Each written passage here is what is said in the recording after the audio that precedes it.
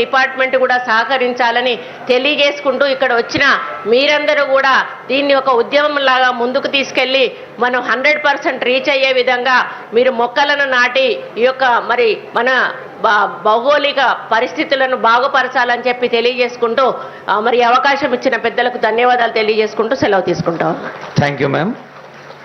తెలంగాణ రాష్ట్ర వ్యాప్తంగా అభివృద్ధి సంక్షేమ కార్యక్రమాల రూపకల్పనలో, అమలులో, పర్యవేక్షణలో రవంత తీరిక లేకున్నా రేవంత్ రెడ్డి గారు ఎక్కడ అవకాశం ఉంటే అక్కడ ప్రజలతో కలిసే ప్రయత్నం చేస్తున్న సంగతి అనేక వేదికలు చెబుతూ ఉన్నాయి. ఇప్పుడు ఈ వన మహోత్సవ వేదికను ఉద్దేశించి ముఖ్య అతిథి ముఖ్యమంత్రి గారి సందేశం. మన రేవంత్ అన్న నిగ్గదీసి అడిగే మునగాడు, విడు భూమిన వానైతాడు.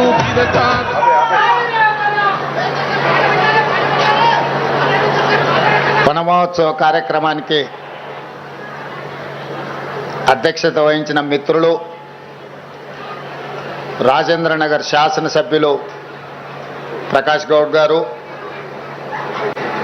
ఈ కార్యక్రమంలో నాతో పాటు ముఖ్య అతిథులుగా పాల్గొంటున్న అటవీ పర్యావరణ శాఖ దేవాదాయ శాఖ మంత్రివర్యులు సోదరిమణి కొండ సురేఖ గారు, మాజీ మంత్రివర్యులు శాసన మండలి చీఫ్ విప్ పట్నం మహేందర్ రెడ్డి గారు, చేవెళ్ళ శాసనసభ్యులు మిత్రులు కాలే యాదయ్య గారు, greater Hyderabad municipal corporation deputy mayor Srilatha Shobhan Reddy గారు, కార్పొరేషన్ చైర్మన్ నరసింహారెడ్డి గారు, అదేవిధంగా గ్రంథాలయ సంస్థల చైర్మన్ మధుసూదన్ రెడ్డి గారు, వేదిక మీద ఉన్న పెద్దలు, అదేవిధంగా university vice chancellor Aldas Janaiah గారు, వెటర్నరీ వైస్ ఛాన్సలర్ గారు,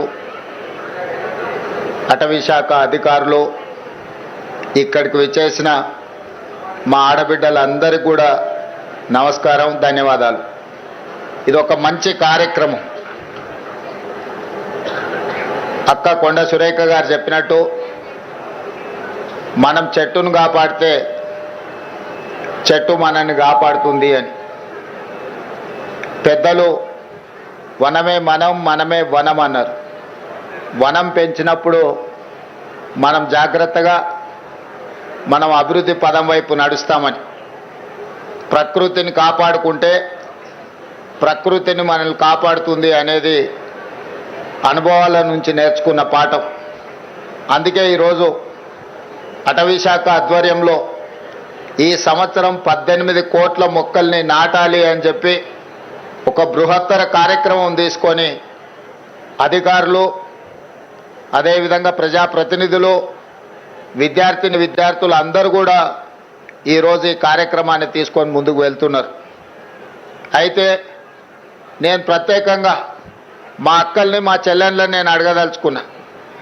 ఇంట్లో పిల్లల్ని పెంచడం తెలిసిన నైపుణ్యం ఉన్న మా అక్కలు పెరడిలో 2 చెట్లు పెంచితే ఎంత అద్భుతంగా, ఎంత గొప్పగా ఉంటుందో ఈరోజు మా అక్కలందరూ కూడా అమ్మ పేరు మీద చెట్టు నాటాలి అని దేశ ప్రధానమంత్రి గారు ఏదైతే అన్నారో, అమ్మ పేరు మీద పిల్లలు చెట్లు నాటితే తమ పిల్లలను చూసుకున్నట్టుగా పెంచడానికి అమ్మలు కూడా తలా 2 చెట్లు నాటి పెంచితే తెలంగాణ మొత్తం హరిత వనం అవుతుంది, తెలంగాణ మొత్తం ఆకుపచ్చ తెలంగాణగా మారుతుంది.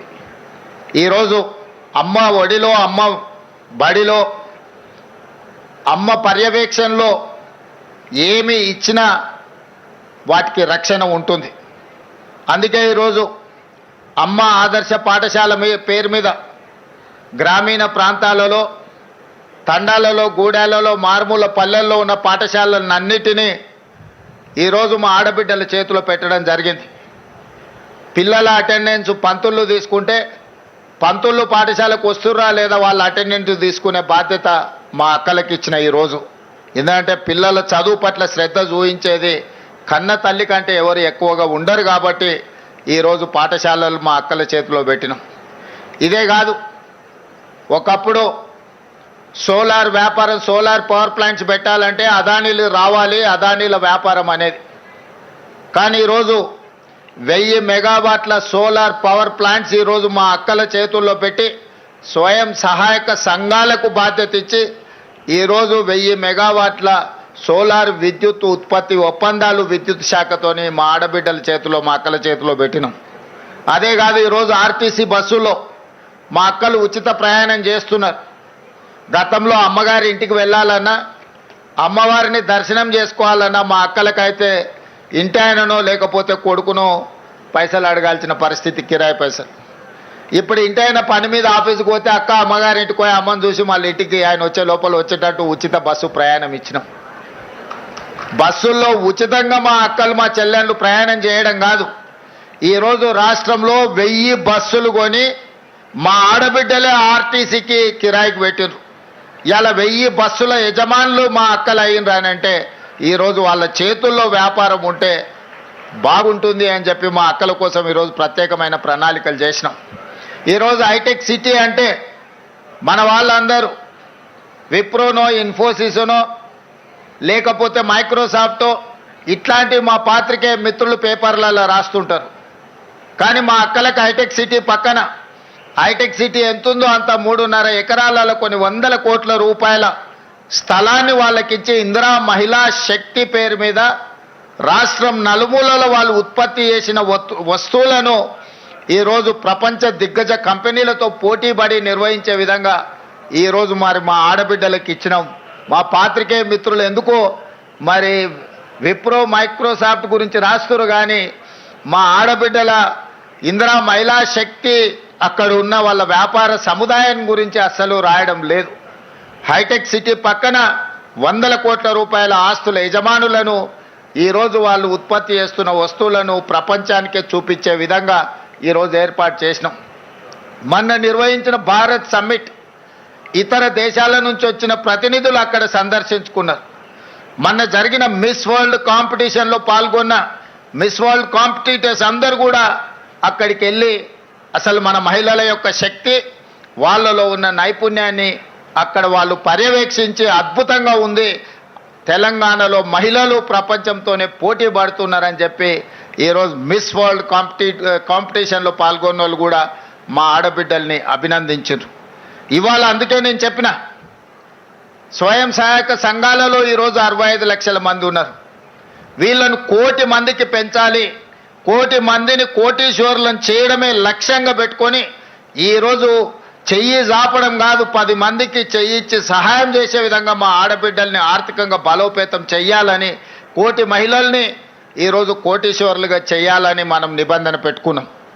గతంలో 18 సంవత్సరాలు పైబడి 60 సంవత్సరాలు